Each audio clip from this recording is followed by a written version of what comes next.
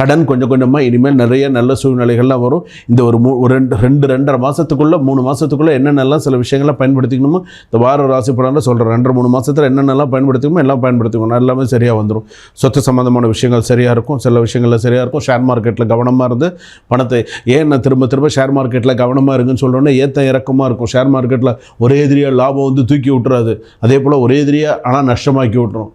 அந்த அந்த ஸ்டாக் சம்மந்தப்பட்டது அந்த பங்கு வர்த்தகம் சொன்னாலே இப்படி தான். அப்படி அதில் எக்ஸ்பீரியன்ஸ் பர்சன் எத்தனையோ பேர் அதில் பணம் போட்டு இன்றைக்கெல்லாம் நிறைய கடன்காரனாக இருக்கிறவங்களாம் நிறைய பேர் இருக்காங்க. அது எப்போ ஏறும், எப்போ அது நமக்கு உகந்ததா, நம்ம செய்யலாமா வேண்டாமா, நமக்கு எப்படி இருக்கும், நம்மளுடைய குடும்ப சூழ்நிலை, நம்மளுடைய குடும்ப பொருளாதாரம் இதெல்லாம் நமக்கு சரியாக இருக்கா அப்படிலாம் பார்த்து தான் சில விஷயங்கள் செய்யணும். எதுலேயும் அதனால தான் அவசரப்பட்டு சில விஷயங்கள் செய்கிறதுனால தான் இன்றைக்கி வீட்டில் எல்லார்ட்டையும் வாங்கி கட்டிகிட்டு இருக்கோம். உண்டா இல்லையா? உங்களுக்கு தெரியும். நான் சொன்னது கேட்காம நீயே போய் செஞ்ச, அதனால தான் இன்றைக்கி இப்போ மாட்டின்னு இருக்க அப்படின்னு எத்தனை பேர் சொல்கிறாங்க. இந்த மாதிரியான சில விஷயங்கள் இருக்கும். சிறு குறு தொழில்கள்லாம் சரியாக இருக்கும். விவசாயம் சம்மந்தப்பட்டெல்லாம் சில விஷயங்களும் சிறப்பாக இருக்கும்.